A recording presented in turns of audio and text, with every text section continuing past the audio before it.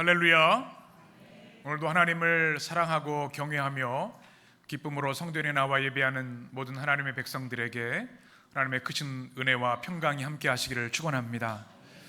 지난 한 주간 잘 지내셨지요? 날씨가 많이 추워졌습니다. 여러분 건강에 유의하셔야 하겠습니다. 우리는 어지럽고 혼란한 우리나라의 상황들을 보면서 가슴 아파하고 있는데요, 하루속히 이 나라 민족이 하나님의 공의와 사랑이 흐르는 주님의 나라가 임하도록 여러분 꼭 기도해 주시기를 바랍니다. 이런 혼란의 때에 우리는 대림절을 맞고 있습니다. 우리의 왕으로 오시는 예수 그리스도 주님을 우리가 어떻게 맞아드려야 하는가? 우린 지난주 누가복음 1장의 말씀을 통해서 사가랴와 엘리사벳 이야기를 함께 나누었습니다. 우리가 주님의 길을 예비하기 위해서는 어떻게 해야 되는가? 두 가지를 말씀드렸죠. 여러분 기억하시죠? 거룩한 삶을 회복하라 라는 말씀을 나눴습니다. 사가랴와 엘리사벳, 그 당시에 수많은 사람들이 있었지만 하나님은 그들이 하나님 앞에 의인으로 살아가는 사람이었기에 그들을 통해서 바로 주의 길을 예비하는 세례 요한을 보내주셨습니다. 그리고 이 사가랴와 엘리사벳에 통해서 주는 말씀은 절망하지 말라는 말씀이었습니다. 아이를 낳을 수 없는 가정이었지만 하나님의 은혜로 엘리사벳에게 태중의 생명을 주셔서 그가 주의 길을 예비하는 위대한 세례 요한 하나님이 보내주셨죠. 우리의 절망의 순간 하나님은 우리에게 희망의 빛을 비춰주시는 줄 믿습니다. 이 대림절기에 우리의 믿음의 역사가 이 아름다운 말씀으로 인해서 또 많은 열매 맺게 되기를 간절히 축복합니다. 오늘은 우리가 2024년 해림교회 당회 주일로 지킵니다. 우리 감리교회에서 당회는 우리 전교인 공동의회입니다. 전체가 함께 모여서 한 해 동안 하나님이 우리 교회를 통해 이루신 은혜들 또 역사들을 감사하고 찬양하는 축제의 주일입니다. 하나님께서 오늘 당회 주일을 통해서 영광 받으실 줄 믿습니다. 오늘 우리에게 대림절 셋째 주일 또 당회 주일을 맞아서 주시는 하나님의 말씀, 우리가 봉독한 하나님의 말씀은 바로 우리가 성탄을 사모하고 기다리는 사람들 뿐만 아니라 우리의 삶을 통해 성탄의 역사를 이루어 가야 함을 말씀해주고 있습니다. 오늘의 주인공은 사가랴와 엘리사벳이 아니라 바로 마리아와 엘리사벳 두 여인으로 이어집니다.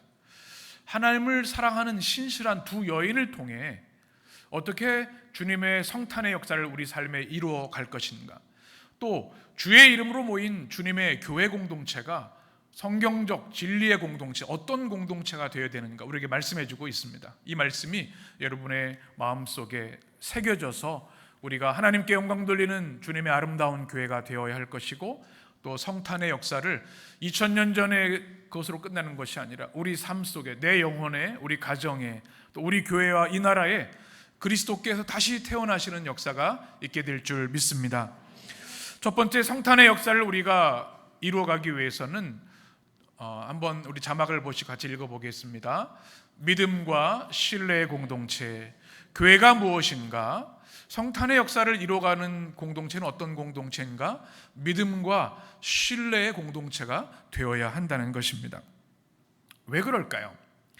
예수님이 오시는 그 하나님의 위대한 역사와 섭리가 있는데요, 그 과정에는 하나님이 많은 사람들을 부르셔서 사용하셨습니다. 바로 사가랴와 엘리사벳이 그렇고 오늘 우리가 나누게 되는 마리아와 엘리사벳이 그렇습니다. 이 두 사람이 이 성탄의 역사를 이루어 갑니다. 하나님이 그들을 통해 역사하십니다. 어떻게요? 믿음과 신뢰를 통해서 그 역사를 이루시고 있다는 것입니다. 교회가 무엇인가? 교회는 어떤 공동체인가? 누군가 물을 때 우리는 어떻게 대답할 수 있겠습니까? 교회는 믿음의 공동체이어야 합니다. 교회는 결코 이익단체도 아니고 사교단체도 아닙니다. 누군가의 성공을 과시하는 공동체도 아니고 오직 하나님을 믿는 순전한 믿음으로 모인 하나님의 백성들의 공동체인 줄 믿습니다. 나이가 어린 사람도 있고 나이 든 사람도 있습니다. 뭐 사회적으로 다 다양한 배경을 가지고 있습니다. 그러나 하나님 앞에서는 모두 한 사람의 죄인에 불과하고 하나님의 사랑과 구원이 필요한 존재일 뿐입니다. 그리고 그 은혜에 감사하는 존재이죠. 중요한 핵심은 바로 믿음이 있는가라는 것입니다. 교회의 위대한 역사는 이 믿음의 사람들을 통해서 2000년 동안 지속되어 왔습니다. 바로 그 출발점에 바로 마리아와 엘리사벳이 있는데요, 오늘 읽은 말씀 바로 전에 보면 마리아의 수태고지가 기록되어 있습니다. 누가복음 1장 30절, 제가 한 절 여러분이 한 절 읽겠습니다. 천사가 이르되 마리아여 무서워하지 말라, 내가 하나님께 은혜를 입었느니라.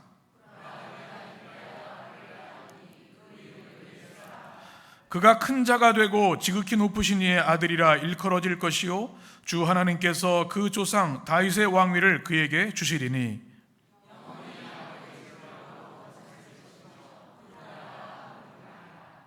아멘. 마리아가 천사 가브리엘을 통해서 들은 말씀, 또 마리아의 고백에 대한 말씀입니다. 그런데 이 말씀은 굉장히 당혹스럽고 또 마리아 입장에서 보면 너무나 두려운 사건입니다. 유대 전통에 따르면 1년 전에 결혼 약속을 합니다. 약혼을 하죠. 그리고 약혼을 했지만 정식 합법적 부부가 아닙니다. 1년 동안은 결혼을 준비하면서 각자의 집에서 성실히 일하고 가정을 꾸릴 준비를 합니다. 그리고 법에 의하면 같이 동거하지 않습니다. 그리고 잠자리도 같이 하지 않는 것이죠. 그런데 천사 가브리엘이 마리아에게 나타나서 아들을 낳을 것이다, 잉태할 것이다. 이 마리아 입장에서는 하늘이 무너지는 그런 소리입니다. 어찌 그게 가능하단 말입니까? 그리고 더 놀라운 것은 그가 낳는 아들이 그냥 평범한 아들이 아니라 온 인류의 구원자라고 하는 이야기를 들은 것이죠. 만약에 여러분이 마리아였다면 어떻게 반응하시겠습니까? 마리아 입장에서 보면 큰일 났다, 점점 배가 불러올 텐데 아직 약혼한 상태고 결혼도 안 했는데 사람들이 나를 어떻게 볼까? 그 당시 유대법에 의하면 투석형을 당할 수 있어요. 죽임을 당할 수 있는 일이었습니다. 약혼자 요셉에게는 어떻게 말할 것이고 부모에게는 뭐라고 얘기를 할 것인가? 이것이 하나님의 역사인 것을 내가 천사에게 들었지만 사람들이 그것을 받아들일 것인가? 그는 너무너무 두려웠을 겁니다. 그런데 그럼에도 불구하고 38절에서 이렇게 고백합니다. 우리 같이 읽겠습니다. 마리아가 이르되 주의 여종이오니 말씀대로 내게 이루어지리이다 하매 천사가 떠나가니라. 아멘. 여러분, 이것은 아무나 할 수 있는 고백이 아닙니다. 마리아가 말도 안 됩니다. 제 인생 끝내실 작정이십니까?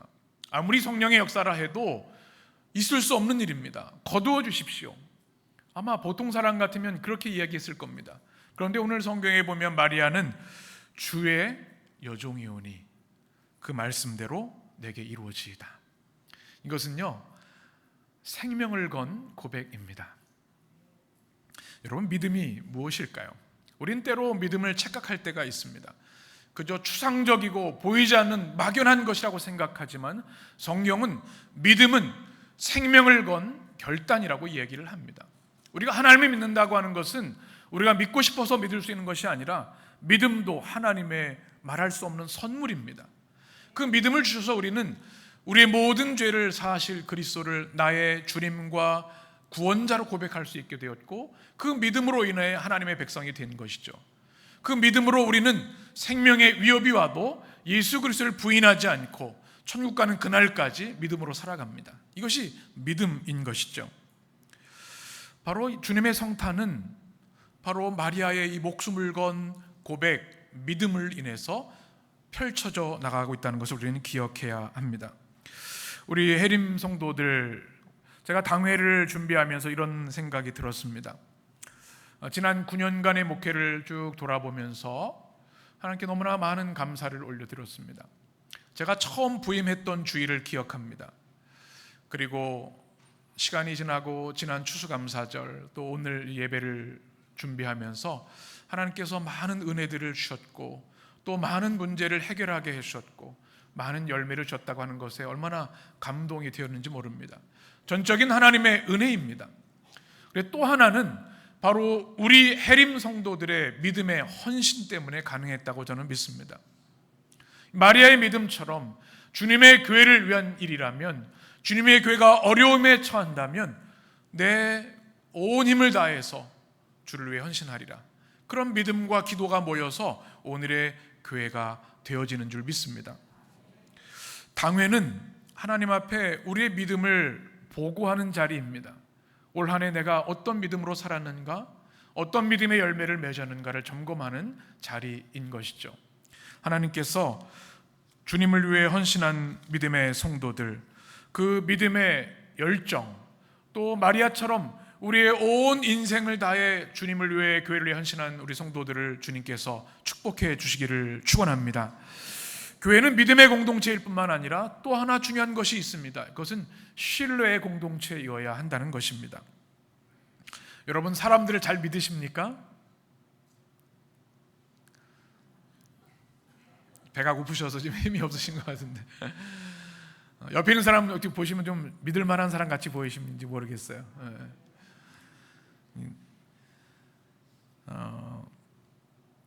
우리가 살아가다 보면 많은 사람들을 만나게 되는데, 믿을 만한 사람, 신뢰할 만한 사람을 손꼽으라고 하면 그리 많지 않구나 하는 생각을 합니다. 오히려 우리가 살아가는 시대에는 사람을 믿었다가는 낭패를 당하는 시대가 되었습니다. 우리 아이들에게 늘 교육하는 게 뭐예요? 놀이터에서 사탕 주는 사람 절대로 따라가면 안 돼. 뭐 그런 얘기를 하죠. 전화도 조심해야 합니다. 제가 아는 한 교수님이 계신데, 딸이 갑자기 어려움을 당했다고 해서 막 당황해서 막 정보를 알려줘가지고 5천만 원 손해를 범죄를 당했다고, 보이스피싱. 우리라도 안전한 게 아니에요. 이 세상을 참 믿기가 어려운 시대가 되었습니다. 심지어는 가족들도 믿기 어려운 시대가 되었습니다. 우리 인생에 정말 나를 이해해주고 나를 믿어줄 수 있는 단 한 사람이 있는가, 이런 질문을 해볼 때 참 안타까운 마음이 들 때가 많이 있습니다. 지금 마리아가 그렇습니다. 누구한테 얘기할 사람이 없는 거예요. 어머니에게, 약혼자에게 파혼당할 것이고 엄청난 시련을 당할 것이죠. 그런데 오늘 성경에 보면 그가 말할 수 있는 한 사람이 등장합니다. 누구입니까? 우리 39절 보면, 이때 마리아가 일어나 빨리 산골로 가서 유대 한 동네에 이르러 누구의 집에? 사가랴의 집에 들어가 누구에게? 엘리사벳에게 문안하니.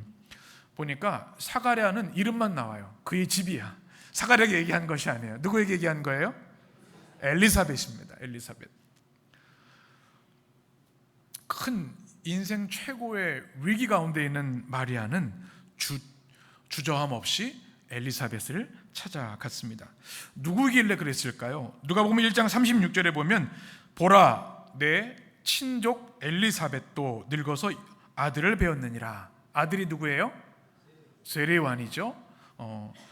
친족이라는 정보를 우리에게 주고 있습니다. 벌써 임신한 지 6개월이 됐다, 이것을 알 수 있습니다. 친족이라는 것은 슌게니스라고 하는 헬라어로 되어 있는데 친척, 혈족이라는 뜻입니다. 그러니까 아주 가까운, 우리 성경학자들이면 손위 사촌 정도 된다 볼 수 있습니다. 세례요한의 어머니이고 사가랴의 아내입니다. 제사장 가문의 신실한 여성입니다.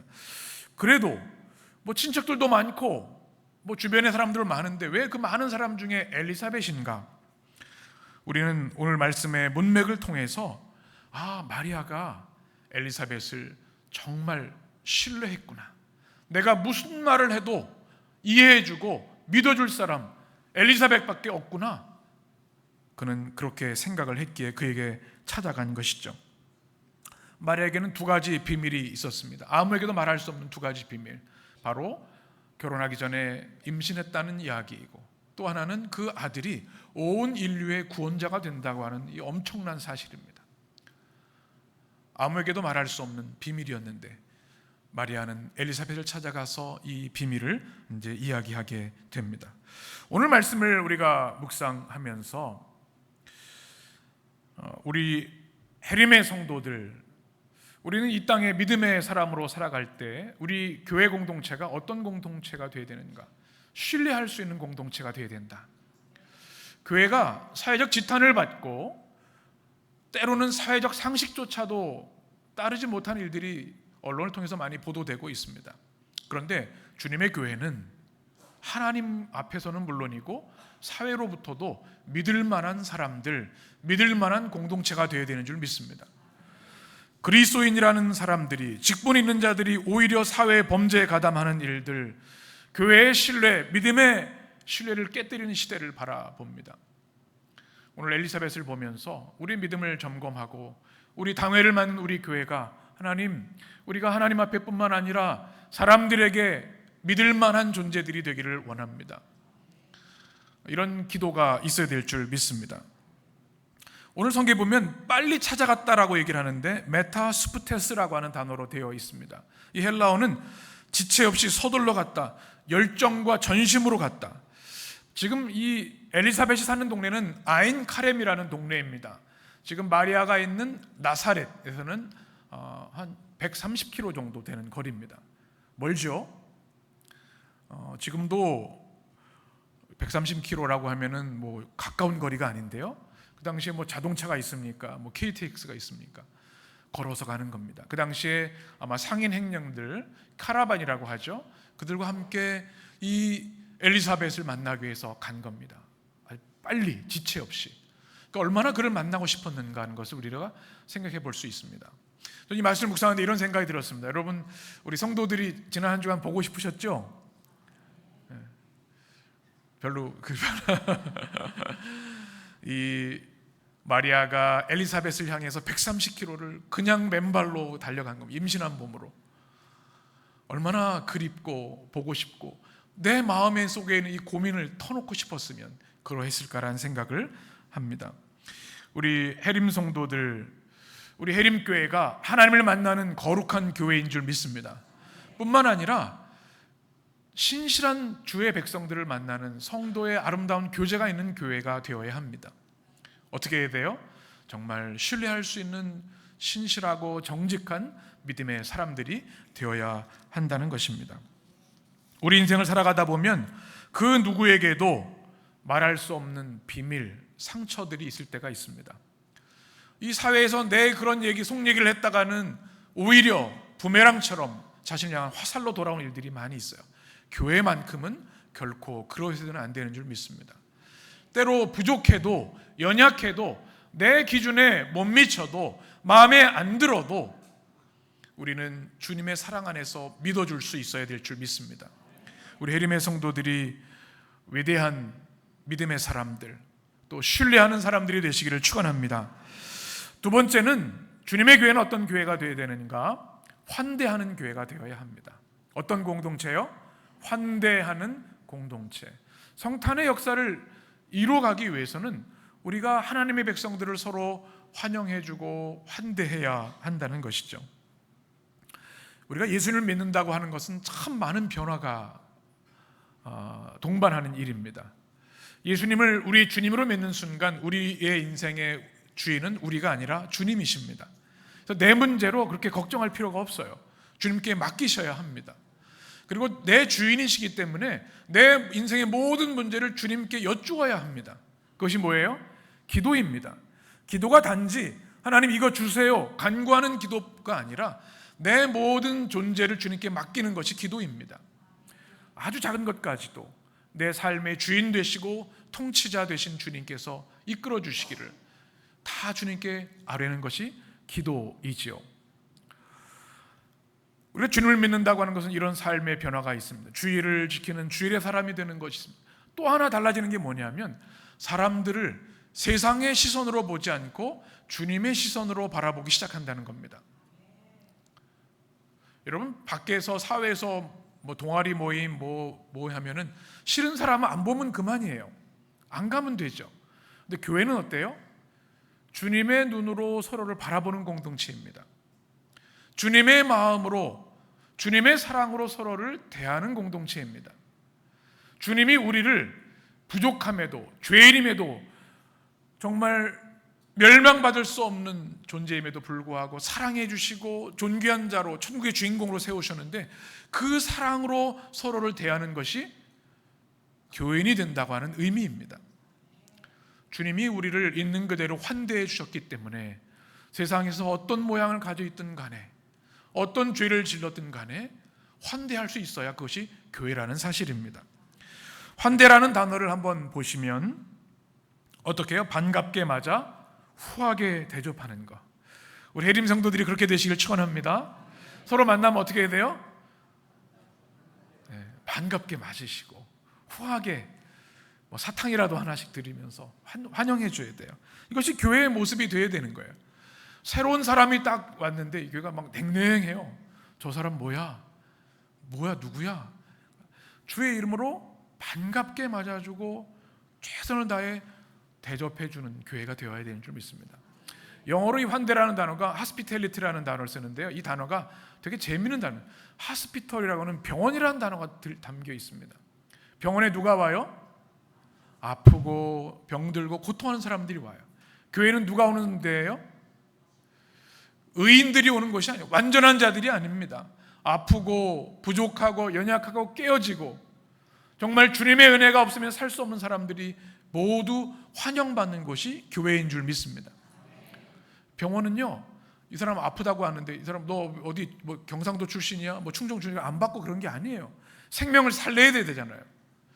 환대라고 하는 그것입니다. 그 영혼이 하나님께서 사랑하시는 영혼이고 하나님께 사랑받아야 할 영혼이기 때문에 어떤 조건, 어떤 환경을 갖다 할지라도 따뜻한 마음으로 맞아주는 것이 환대이고 바로 교회가 그렇게 되어야 한다는 것입니다. 이 시대의 그리스도인들이 가장 먼저 회복해야 할 영성이 바로 이 환대 영성입니다. 대사회적 크리스천의 아주 안 좋은 평가 중에 하나가 독선적이라는 거예요. 교회 다니는 사람들은 남의 말 안 듣고 자기 말만 하려고 한다. 독선적이다. 바늘 찔러도 뭐라 그러죠? 피 한 방울 안 날 것 같아요. 이런 사람들은 결코 그렇지 않습니다. 예수님 당시에 예수를 만난 사람들은 매일이 축제였습니다. 매일이 잔치였습니다. 모든 죄인들, 또 우리 세리들을 다 환영해주고 끌어안아주는 것이 처음 주님이 시작하신 목회셨습니다. 우리 성도들은 결코 독선적이 되면 안 됩니다. 우리가 주의 복음을 전할 때도 주님의 마음으로 환영하고 축복하는 마음으로 해야 되는 것이죠. 교회 안에서도 마찬가지입니다. 우리는 다 다릅니다. 같을 수가 없어요. 그럼에도 불구하고 우리가 서로를 사랑하고 품어줘야 돼요. 왜요? 주님이 그렇게 하셨기 때문에 그렇습니다. 성탄절의 가장 강력한 메시지가 무엇이겠습니까? 죽을 수밖에 없는 우리들, 죄와 죽음과 사단의 노예로 살아가는 우리들을 진정으로 환영해 주시고 가슴으로 품어 안아 주신 사건이 성탄절입니다. 그러니 성탄의 핵심 영성은 환대의 영성입니다. 우리가 복음서를 보면 주님이 오시는 것을 알았던 사람들은 다 그 사회에 버림받고 소외되고 추운 사람들이었습니다. 목자들이었습니다. 나사렛 가장 가난하고 정말 희망이 없다고 하는 그 동네, 이 마리아가 나사렛 출신이에요. 예수님은 나사렛 예수님이라고 하지 않습니까? 그들을 하나님의 주인공들로, 천국의 주인공들로 삼아주신 사건이 바로 성탄이라는 사실을 우리는 꼭 기억해야 합니다. 42절 보면 이렇게 말씀합니다. 큰 소리로 불러 이르되 여자 중에 내가 복이 있으며 내 태중의 아이도 복이 있도다. 얼마나 환영해주고 있습니까? 사실 마리아가 아직 얘기도 하지 않았어요. 그런데 그 태에 복이 있는 것을 하나님이 알게 하셔서 그에게 있는 그대로 환영해주는 모습을 보게 됩니다. 그것도 큰 소리로 환영했다. 엘리사벳이 얼마나 따뜻한 사람인가를 우리가 보게 됩니다. 여러분, 있는 모습 그대로 서로를 사랑할 수 있게 되기를 축복합니다. 근데 쉬운 일은 아니에요. 여러분 스스로를 사랑하십니까? 자기 애에 빠지라는 얘기가 아닙니다. 여러분, 우리가 우리 자신을 잘 알잖아요. 얼마나 부족하고 연약한지. 근데 우리가 주님을 믿는다고 하는 것은 우리 자신, 모자라고 부족하고 턱없이 연약한 우리를 있는 그대로 내 스스로가 나를 사랑하는 것부터 시작됩니다. 왜요? 주님이 나를 위해 죽으셨고 나를 위해 이 땅에 오셨고 나를 사랑해 주셨기 때문에. 이것이 복음적인 사람의 모습입니다. 그리고 나뿐만 아니라 다른 사람을 진정으로 환영해주고 있는 모습. 왜 그래가 아니라 그 사람을 사랑하라고 보내주신 사람이기 때문에 그를 받아주는 사람이 되어야 되는 거죠. 그래서 그리스도인들은 어떤 사람들이 돼요? 제가 제일 싫어하는 생선이 있어요. 밴댕이를 싫어합니다. 밴댕이를 왜 싫어할까요? 네. 여러분 밴댕이 드셔보셨어요? 네. 저도 예전에 한번 강화도 가서 먹은 적이 있는데 그냥 바로 죽는데요. 그냥 그래서 그 바닷가에 아니면 먹을 수 없다는 거예요. 근데 그리스도인들은 그런 사람이 아니라 바다 같은 사람이 되어야 돼요. 바다 같은 사람. 있는 그대로 받아줄 수 있는 주님의 모습이 우리 가운데 있게 되기를 원합니다. 제가 우리 교회를 자랑스럽게 여기는 것 중에 하나가 매주 첫 주일에 성찬식을 하는 겁니다. 많은 현대교회인들이 교회의 많은 순서들 때문에 성찬식을 생략하는 경우가 많아요. 근데 처음 초대교회 예배는요, 늘 성찬이 있었습니다. 성찬과 말씀이 중심이었습니다. 근데 성찬의 강력한 메시지가 뭔지 아십니까? 하나님께서 나 같은 죄인을 환영하신다는 메시지입니다. 하나님이신 그리스도께서 부족한 우리 죄인들을 천국의 식탁으로 초대해 주셨고 주님의 거룩한 몸과 보혈을 받을 자격 있는, 오늘날 시대로 말하면 VVVIP로 여러분을 초대하는 자리가 성찬입니다.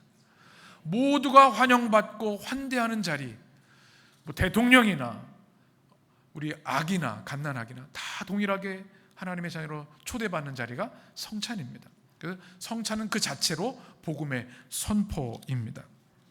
우리 해림교회는 진심으로 서로를 환대하는 교회가 되기를 원합니다.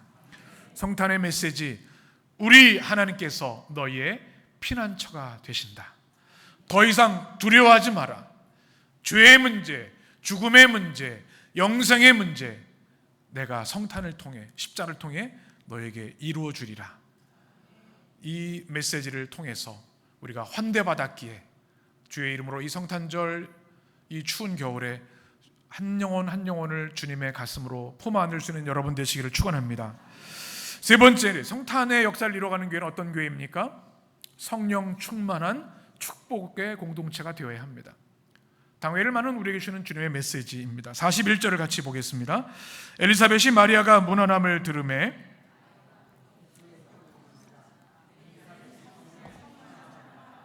아멘. 엘리사벳이 성령 충만함을 받았다 41절에 말씀합니다. 그리고 이 마리아를 축복합니다.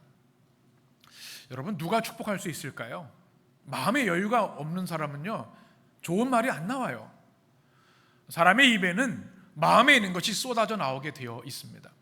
그래서 우리가 매일 기도해야 될 제목은 뭐냐면, 하나님, 내 생각, 내 판단, 이기심과 죄성이 아니라 주님의 거룩한 영으로 내 영혼이 가득 차기를 원합니다. 매일의 기도는 성령 충만의 기도를 우리 늘 해야 합니다. 성령 충만한 사람만 진정으로 나를 사랑할 수 있고, 진정으로 이웃을 사랑할 수 있고, 진정으로 하나님을 사랑할 수 있기 때문에 그렇습니다. 성령 충만을 오해하는 많은 오해들이 있습니다. 큰 소리로 예언을 하고 죽은 자를 살리는 것이 성령 충만이 아닙니다. 물론 그런 역사도 일어납니다. 그러나 성경적 성령 충만의 모습은 바로 오늘 나오는 엘리사벳의 모습입니다. 우리 자막을 한번 보실까요? 성령 충만한 사람 어떤 사람입니까? 자신을 낮추고 다른 사람을 높이며 주님을 경배하는 사람이 성령 충만.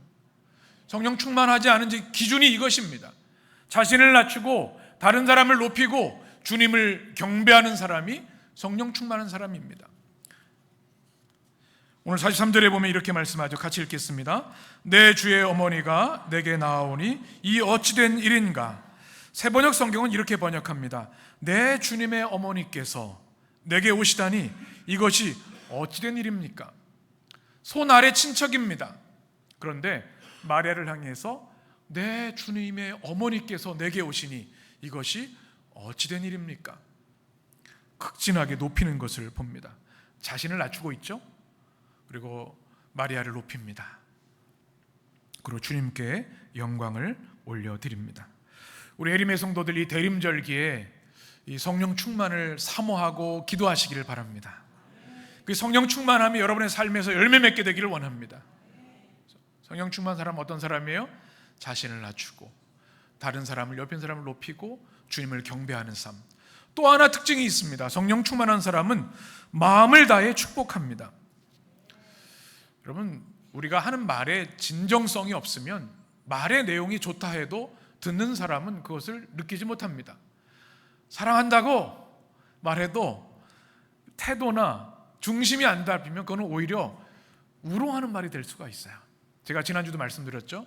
남편이 아내에게 내가 당신을 너무너무 사랑해. 그런데 한 달 동안 집에 안 들어오고, 집에 들어오면 술 취해서 아이들 다 깨워서 때리고, 이건 말하고 내용과 믿을 수가 없는 거예요.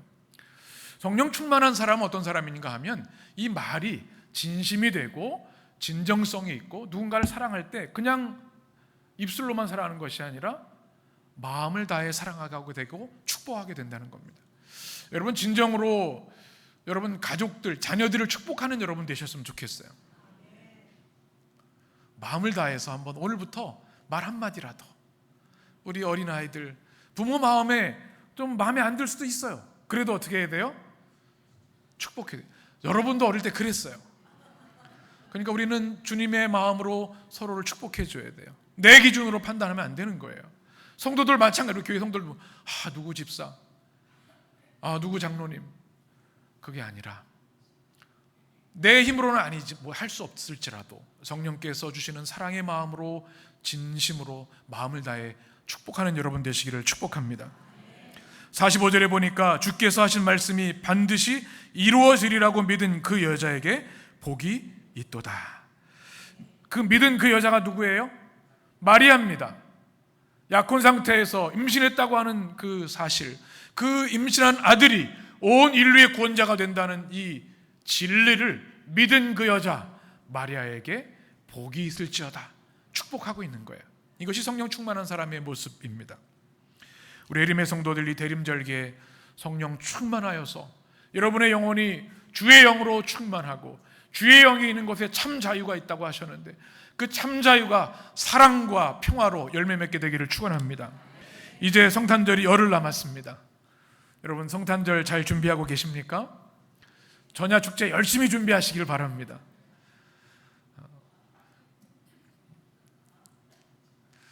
열심히 찬양하시고 또 모여서 성탄절에 우리가 기뻐하지 않으면, 하나님의 백성들이 기뻐하지 않으면 누가 좋아하겠습니까? 교회 주중에도 모이시고 또 연락하시고 연습하시고 모여서 또 서로를 격려하는 그런 잘 준비하는 시간이 됐으면 좋겠어요. 여러분, 매일 기도하십니까?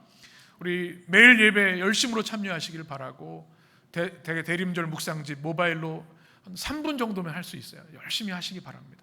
이제 열흘 남았습니다. 우리가 대림절 초를 3개를 밝혔어요. 그냥 보기 좋으라고 하는 것이 아닙니다. 여러분의 심령에 이 대림절의 초를 밝히셔야 합니다. 무슨 초예요? 바로 성탄의 불꽃, 사랑의 불꽃입니다. 총과 칼이 영혼을 구원할 수 없습니다.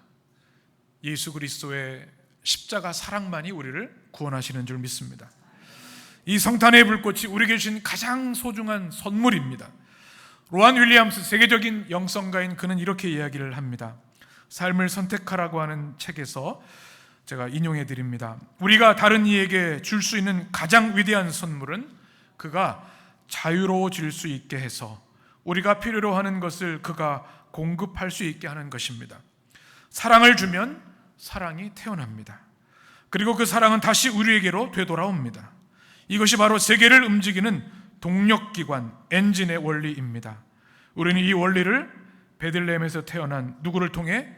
우리 예수님을 통해, 아기 예수님을 통해 봅니다.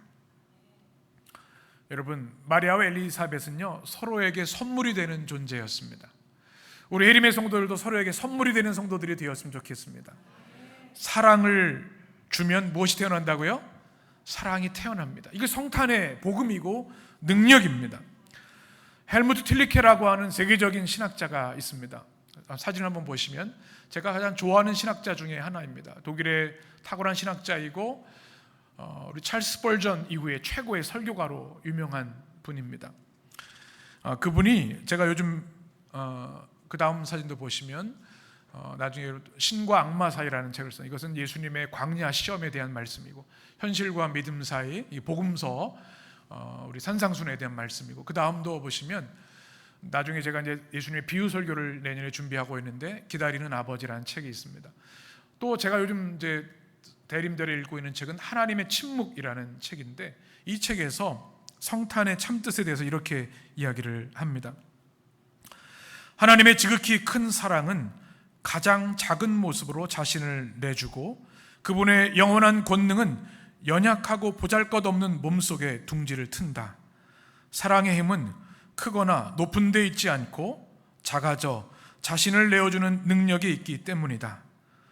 그렇게 주님은 스스로는 결코 천국에 얼씬거리지도 못할 낮고 천한 이들 곁으로 다가오신다. 우리가 성탄을 맞으며 기억해야 할 것, 천국에 얼씬거리지도 못할 우리 존재를 주님은 사랑하셔서 전능하신 창조주 하나님께서 인간의 몸을 입고 가장 낮은 베들레헴 말구유에 오셔서 구원을 위해 십자가의 위대한 역사를 이루어 주셨습니다. 우리를 위해 천국에 얼씬거리지도 못할 우리들을 위해 오셨습니다. 그 은혜를 우리는 기억해야 할 줄 믿습니다. 오늘 주신 말씀을 여러분 꼭 기억하시기 바랍니다. 어떻게 성탄의 역사를 우리가 우리의 삶을 통해서 교회를 통해 이루어갈 것인가? 우리가 어떻게 진정한 주님의 교회가 될 것인가? 우리 교회는 믿음과 신뢰의 공동체가 되어야 합니다. 환대하는 공동체가 되어야 합니다. 또 성령 충만한 축복 공동체가 되어야 합니다. 그 아름다운 주님의 교회를 일고 가는 위대한 주의 성도들 되시기를 주의 이름으로 축원합니다. 기도하겠습니다. 존귀하신 하나님, 오늘도 거룩하신 하나님의 말씀을 우리 예배 공동체에 부어주시니 감사와 찬양을 올려드립니다. 우리의 어둠을 물리쳐 주시고 우리의 상처를 치유해 주시고 생명의 말씀을 우리 심령에 심겨 주셨으니 평화와 의와 진리의 열매들이 충만히 맺히게 하여 주옵소서.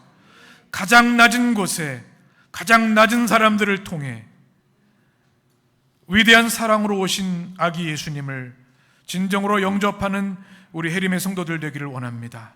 우리 교회 되기를 원합니다. 우리의 죽음과 죄와 사단의 노예의 운명을 끊으시고 하나님의 위대한 백성으로 천하보다 귀한 영혼들로 구원해 주신 하나님의 그 성탄의 신비와 은혜를 깨닫게 하여 주옵소서. 믿음과 신뢰의 공동체 되게 하시고 우리 서로를 환영하며 환대하는 교회 되게 하시고 성령 충만하여 진정으로 서로를 축복하는 주님의 교회 되게 하여 주옵소서. 그리하여 이 땅의 많은 이들이 우리 해림교회를 보고 해림 성도들을 바라보며 예수 그리스도의 성탄이 무슨 뜻인지, 주님의 십자가 능력이 무엇인지, 주님의 교회가 얼마나 위대하고 존귀한 것인지를 깨달아 주님 품에 나와 주님을 믿고 영접하며 천국 백성 되는 축복이 임하게 하여 주옵소서. 예수님의 이름으로 감사하며 기도합니다. 아멘.